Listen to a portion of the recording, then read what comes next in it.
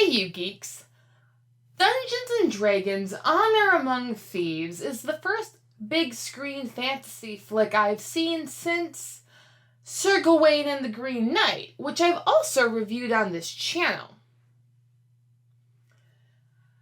The subtitle of Dungeons and Dragons, I presume, comes from the iconic line in the 2000s movie. What about Honor Amongst Thieves? As opposed to the other iconic line from that earlier film. Let their blood rain from the sky! In truth, I suppose hardcore Dungeons and Dragons fans like to pretend like that film doesn't exist, and I don't blame them.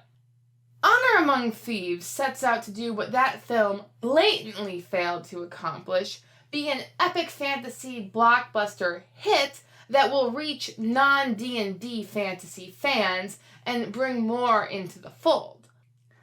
I consider myself part of this target demographic, as I've only been playing D&D for a few months now, and it's not like I've painted my miniature Naona figurine.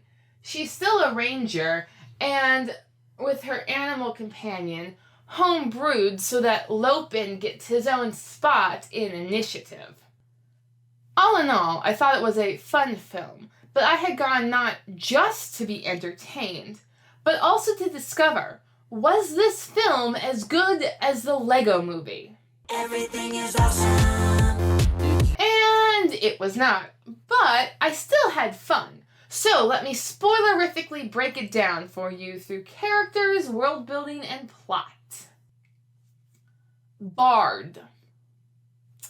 This is the first problem with the film, is that the characters' names are very forgettable. They're delighted that he came, but they can't recall his name. I'm going to refer to them as their class. This is a typical D&D thing, so I don't mind it as an adaptation, but for those looking for a more conventional movie experience, it might be off-putting. Chris Pine as a bard was, in some cases, thoroughly delightful. Plays the lute. Not relevant. At other times, well, he didn't quite do what bards are known to do in D&D. Course you're a girl dragon, 'cause you're just reeking of feminine beauty. What's the matter with you? You got something in your eye? Yeah, But the reason why Chris Pine does not flirt with everything is because of the sin I cannot forgive this movie for committing. Fridging. I lost everything that ever mattered to me. Fridging is not only killing off a mother figure, as that's pretty par for the course in the fantasy realm. The mouse createth, and the mouse destroyeth. Fridging has a particular twist wherein the death of the female is only there as a inciting incident to set the man off on his adventure. At least he didn't forget about her like Luke totally forgot about Aunt Beru in the first 5 minutes of Star Wars, but this still annoys me. The ending did bring an original twist, which I appreciated, but we still had like 2 hours of stereotypical character motivation followed by 5 minutes of originality. Barbarian.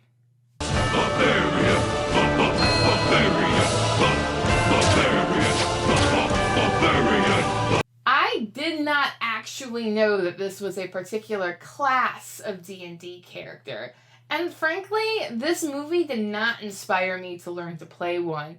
She has, like, no spells and is forced to do hand-to-hand combat, which she's very good at, but no wonder why her character died. I had thought it was mages that stereotypically ended up dead in the quest because they have armor limits.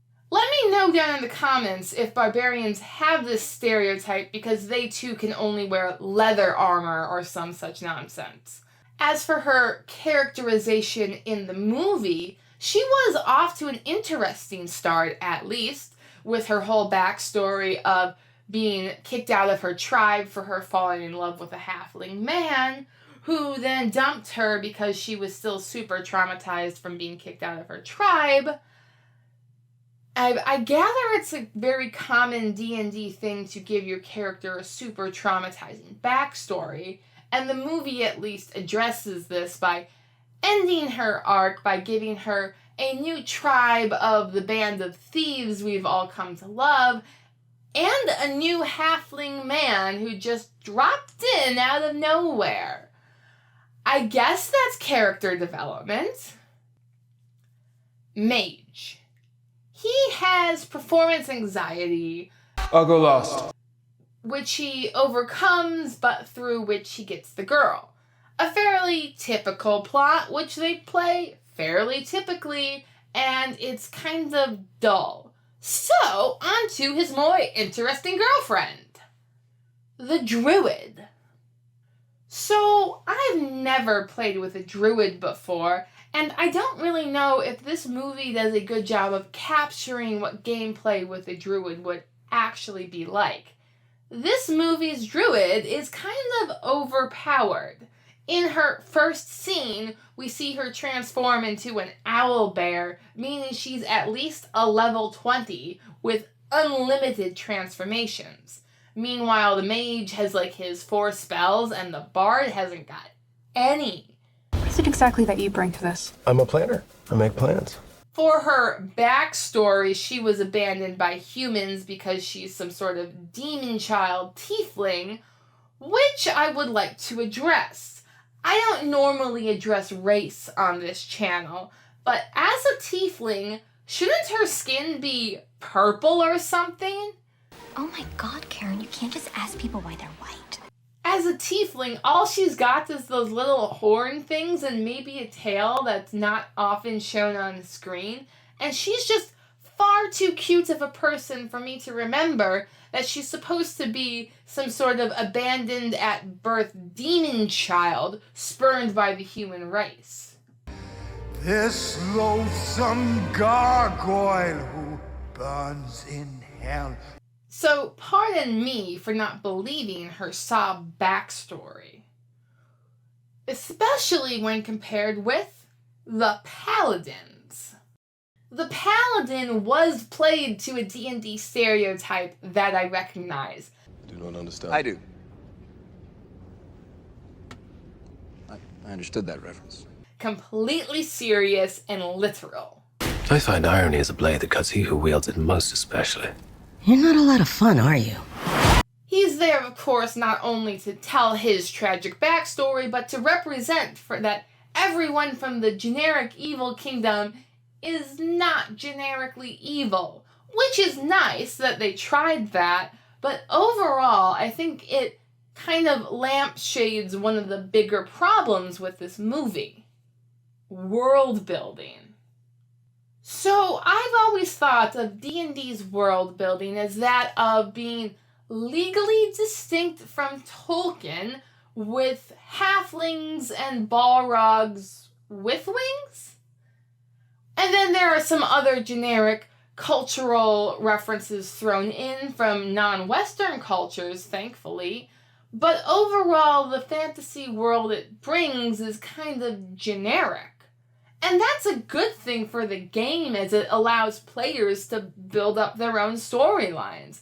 My DM had apparently built an artificer character into a pseudo-knight radiant type to be the semi-final boss on our last heist mission, which we bypassed by running a hostile corporate takeover instead.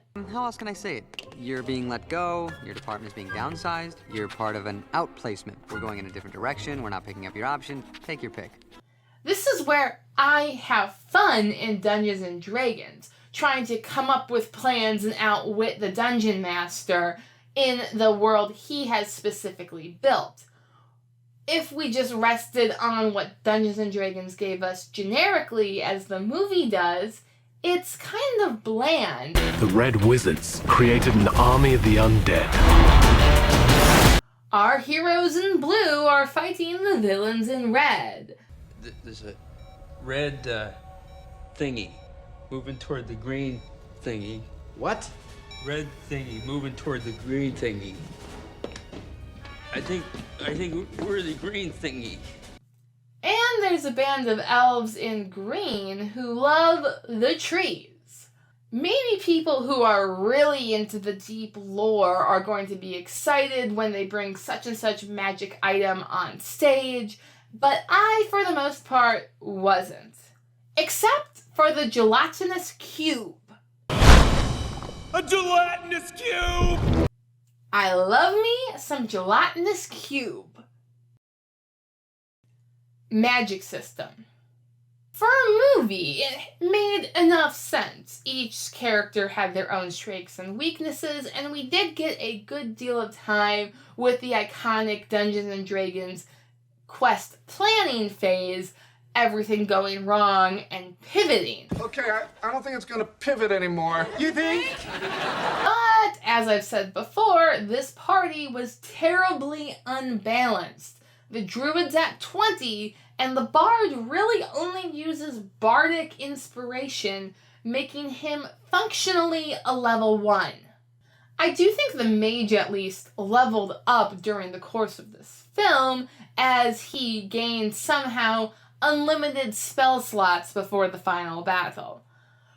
Spell slots are an interesting mechanism in the gameplay of Dungeons & Dragons, which this movie's magic system completely ignores.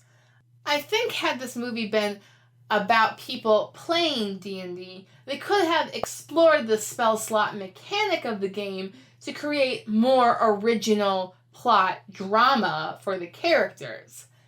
Instead, we just get the anti-magic cuff, which I'm sure actually exists in D&D, but I view it as a lost opportunity for interesting storytelling. And that is really kind of how I view the greater plot of this entire movie. The plot. It's funny how the movie in an ad tries to sum up the entire premise. Truth be told, we helped the wrong person steal the wrong thing. And they still barely cover half of it. The movie, much like the game it's based off of, doesn't have really a plot in the modern sense. There's just episodes of random fetch quests interspersed with characters trying to plan those quests and their plans failing miserably. So you make plans that fail? No. He also plays the lute. It's fun and stupid and wonderful for doing that, but it does try to bring us together at some sort of climactic character building moment, which rips off Guardians of the Galaxy pretty darn hard. I look around at us. You know what I see? Losers. Except it ends with them sitting instead of all standing. Such a difference, along with the word failure instead of losers. This is a nice sentiment for fantasy, and fantasy games in particular. D&D is, I find, a great place to try new things. Take chances. Make mistakes. But this movie doesn't quite capture that. It certainly ain't the Lego Movie. Believe. I know that sounds like a cat poster, but it's true. Nor is it Discord and Dragons. I'm sorry for ruining your game, and I'm sorry that I thought I was better than you.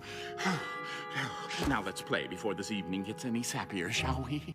Yes, if you ask me, My Little Pony Friendship is Magic did a better job at a D&D plot, wherein you get to know the characters playing the game, and the game itself is just a way to view their frustrations in a different medium. Onward is, of course, another example of this type of storytelling, though I think they tried a bit too hard to make the real-world plot meaningful. He said he always thought his wizard name would be Wilden the Whimsical. Wow, that's really terrible. I know. I don't need a framing story to be absolutely brilliant, but I do think that a decent framing story would have shaped the in-world plot in more interesting dynamic ways that can only be done in D&D. For example, the Paladin's character is only there for one quest because his player could only make one session. Okay, so Carly, do we need to make you a character? I think I have some basic sheets. Oh, no need. I'll just play my character, Avangard Dorado. She's a level 15 Elven Ranger, Steward of the Forest, and Silent Huntress. Also, the backstories would no longer be written by overpaid Hollywood writers. They would be written by young adults like myself trying to make their way in the world who are admittedly not very good writers and therefore highly relatable. I would expect that the Hollywood writers would bring their plot to some sort of meaningful conclusion, but The Princess Bride achieved this in only 3 words. Maybe you could come over and read it again to me tomorrow. As you wish. Thus, there still exists the platonic ideal Dungeons & Dragons movie, and this ain't it. But it's good, dumb fun. A summer adventure blockbuster that came out in April. I enjoyed it as that. Nothing less and nothing more. Thanks for watching. Please like, share, and subscribe if you want to see more. And leave a comment. Did you see the movie? What did you think? Bye!